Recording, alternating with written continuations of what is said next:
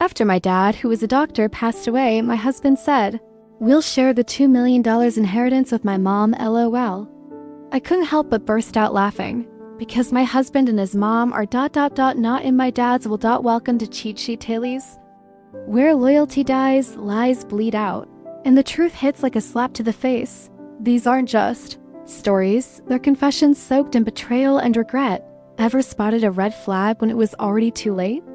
Say it in the comments. Let's tear into today's tale. After not seeing him for a month, John just thrust a divorce lawyer's business card at me without even asking, "Are you okay?" Or, "How are you feeling divorcing a wife who doesn't work? Pay me $1,000 a month as alimony." Sounds good. Take care, John chuckled as he said this, standing beside him. Tessa was wrapping her arm around his, wearing a similar smug expression. "Fine. Let's divorce then," I said it so casually that John seemed a bit surprised, but he quickly shared a smile. With Tessa. Good thing. John isn't much of a thinker. It makes my plan easier to execute. After the divorce papers got approved, I decided to start my revenge plan on both of them. I will make them cry as a celebration of my recovery. My name is Sarah Wolf. I'm a 47-year-old illustrator. I also work as a children's book author. I just love drawing. I have 2 childhood friends, John and Tessa. They're important friends to me. And John is also my husband. It all started when John asked me out as I was heading to a different college after high school. I was surprised. I thought he was into Tessa, but I couldn't say no to a confession from John, whom I had secretly liked. After some thought and consultation with Tessa, I accepted Jay's proposal. Tessa's behavior had been a bit problematic since teens, but she was still a dear friend to both John and me. However, Tessa had a tendency to snatch other people's boyfriends and then dump them once they became obsessed with her, causing problems time and again. Her parents were concerned, so John and I often spent time with her to watch over her. John and I got married when we were 25. 4 years later, Tessa brought her fiancé into our lives. His name was Adrian, a professional working for a top-tier company. Nice to meet you. Sarah and John, I've heard so much about you, looking forward to our future together. Adrian was very polite and we all got along immediately. We would get together during holidays and vacations, taking trips or going on long train rides to enjoy some drinks. However, things started falling apart after Tessa got pregnant 2 years into her marriage. John and I originally had many siblings, so there was no worry about in hair. So we decided we didn't need children. Both of us love kids, but weren't keen on actively caring for them. Besides, we loved our freedom to travel and enjoy drinks. We often found it heartwarming to see families with children, but it was never more or less than that. When Tessa announced her pregnancy, John's attitudes started to change. He quit smoking because Tessa said she couldn't stand the smell and even offered to drive her to doctor's appointments in his vacation days. I warned him, Adrian might get upset if you're always with Tessa, but John argued back, "You have work, don't you? She's our childhood friend and she's reaching out for help. You're heartless." I said, "I've been buying things and helping where I can, but going with her to the obstetrician is crossing the line." When I said that, John frowned, and then he glared at me. Why? Because Tessa wants it, right? She says she's anxious about the checkup. I can't just let her go alone if she's anxious. All the more reason for Adrian to go with her, right? If you go with her every time, it's almost like you're the father of the baby in her belly. John jealous? You're not going to get pregnant. Anyway, so what's the problem? He didn't take my concerns seriously and instead started to snap, saying I was being annoying. We had hardly ever had a fight during our marriage, but things changed when Tessa got pregnant. Our arguments increased, and that didn't change even after Tessa gave birth. In fact, John started spending even more time with Tessa and their child, Clara, but when Clara was 6, an incident occurred. It had to do with the attendees of Clara's graduation ceremonies. The day before the graduation, John suddenly started rummaging through the closet. "John, what are you doing?" "Have a meeting tomorrow." Jay's workplace had a casual dress code, but there was a rule to wear a suit during client meetings, so he always kept a few suits ready, but they were all thrown on the bed. Now I know, just trying to decide what to wear for the graduation ceremony. "What? You're seriously thinking of attending the graduation?" "Yeah, Adrian can't make it." Tessa asked me. "Wait, that's absurd. No matter how you look at it, I inadvertently raised my voice in denial. Immediately, John's face turned sour that I knew he occasionally picked Clara up from kindergarten, and I had done so myself when asked. Yet it was nonsensical. For a childhood friend who wasn't even a biological parent to attend a graduation ceremony. What, you still doubt me and Tessa? I'm disappointed that you can't even help out. That's not the point. Anyway, I'm attending the graduation tomorrow, so iron a shirt properly. John said that and abruptly ended the conversation, leaving me behind and going to the bedroom. I had no choice but to call Tessa. Hello, Tessa, about tomorrow. Aw, sorry about tomorrow. I'm borrowing John. But won't Adrian be upset about the graduation attendance, Sarah? What are you talking about? Obviously, I haven't told Adrian that the graduation is tomorrow. I'll tell him after the ceremony. I was shocked to learn that Adrian didn't know about the graduation schedule. Upon further questioning, it seemed that Tessa hadn't informed Adrian about any of the kindergarten events so far, and John had been acting as the father at the kindergarten, which made me dizzy with its selfishness. Wait a minute, Tessa, isn't that extremely unreasonable? It's disrespectful to Adrian, and just because he's a childhood friend, What's wrong, Sarah? You're scary. Well, see you tomorrow.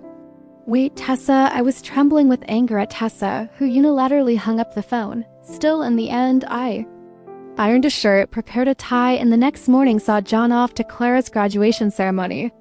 Make a living as a freelancer. At that time, I didn't have enough income to maintain 2 houses.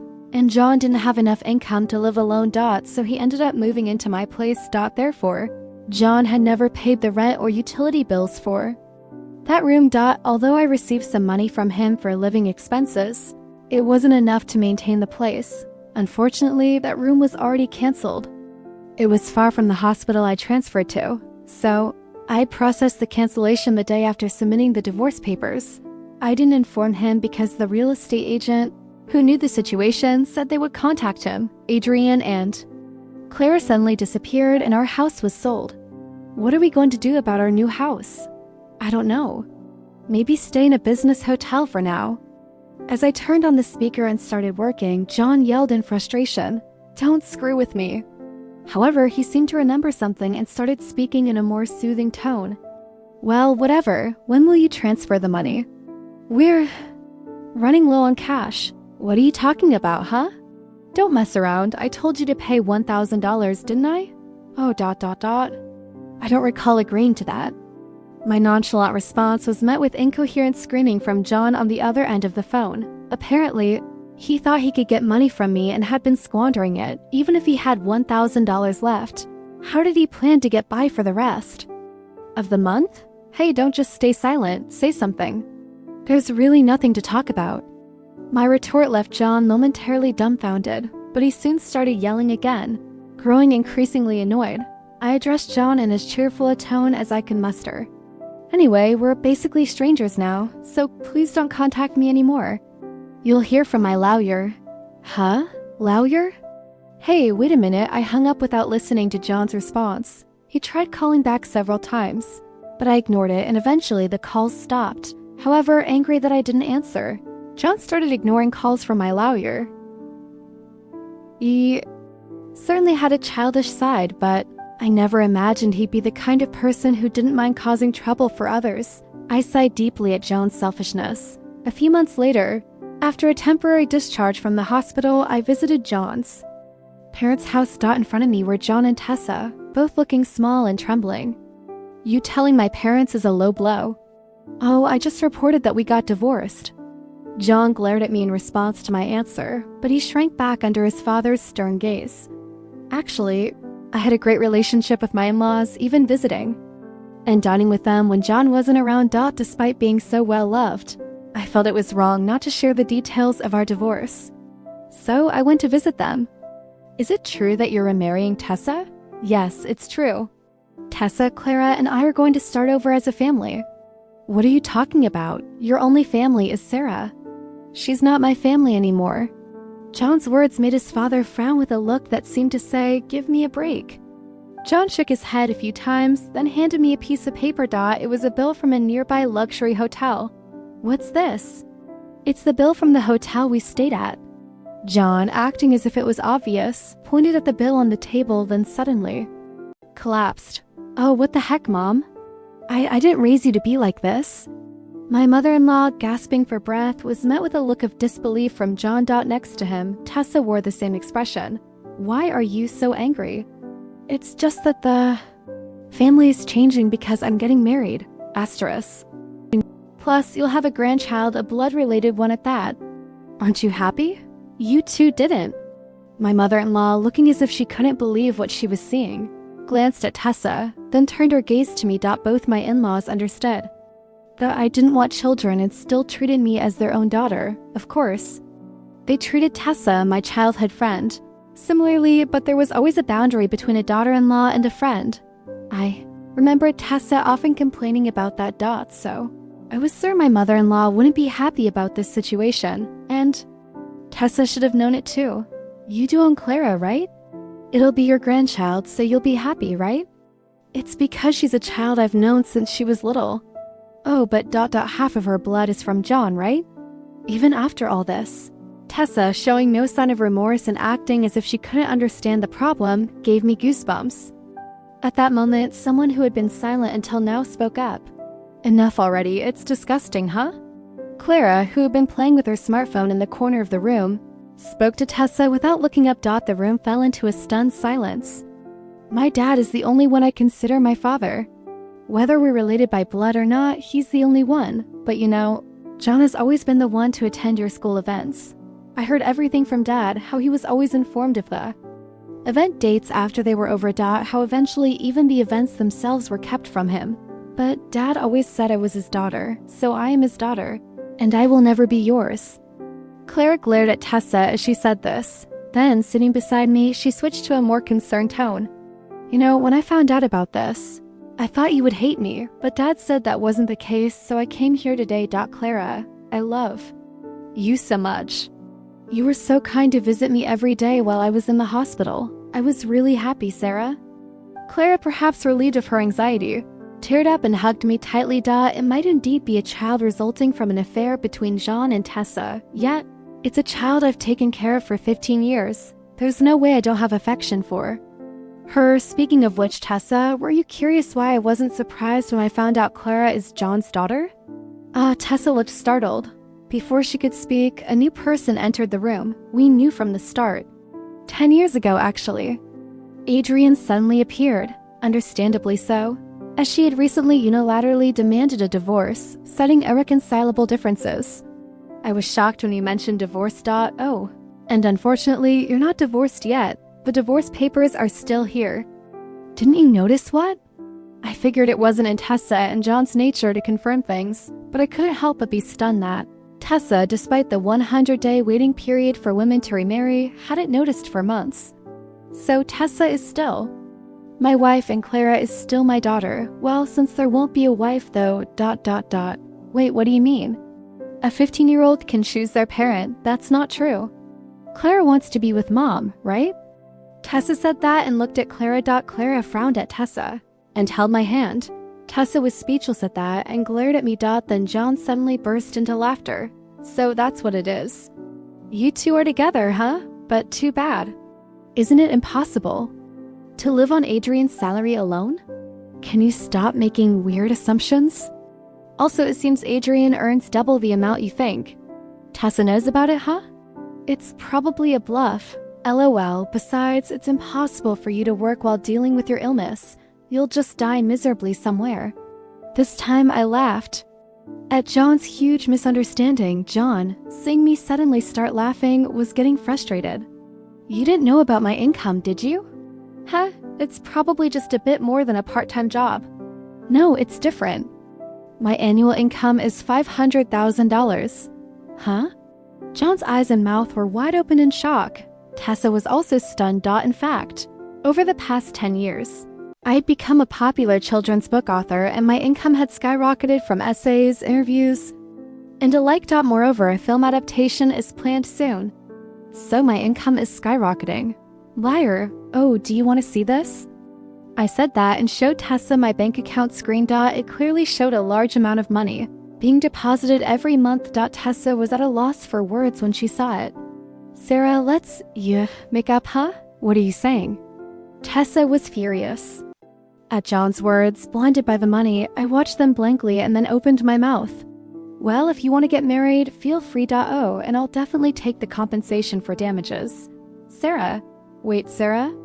Ignoring John's words, I took Claire's hand, and after saying goodbye to my in-laws, I left their house.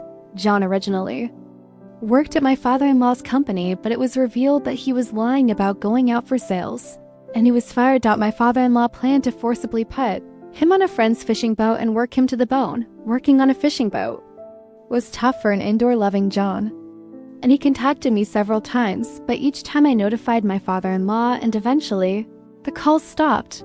Tessa lost custody to Adrian and got divorced. She seemed uninterested in John, who couldn't afford luxuries and didn't seem to chase after him. She was disowned by her family and lived alone in a rundown apartment. She hadn't worked at all since getting married, and since she had always made others do things for her, she couldn't do anything herself. There were hardly any places that would hire her as a full-time employee. Still, she had to pay for her living expenses and child support, so she worked multiple part-time jobs and barely made ends meet. After entering high school, Clara worked hard every day to study abroad and go to a prestigious university overseas. Being originally diligent, her dream is to translate my picture books and deliver them to children all over the world, which makes me happy. As for me, my picture books are selling well, and I am receiving more and more offers for anime adaptations and merchandise. My illness is also progressing well, and although I'm still hospitalized, my doctor recently told me that I might be able to leave the hospital next year. And one more thing, Adrian and Clara come to visit me every day. Actually, Adrian recently confessed to me with remarriage in mind. I haven't given my answer yet, but I can't help but have feelings for him. He said he wants to live together when I leave the hospital. While thinking about what to answer, I work on my picture books every day, hoping for a happy future for us. I weave stories again today.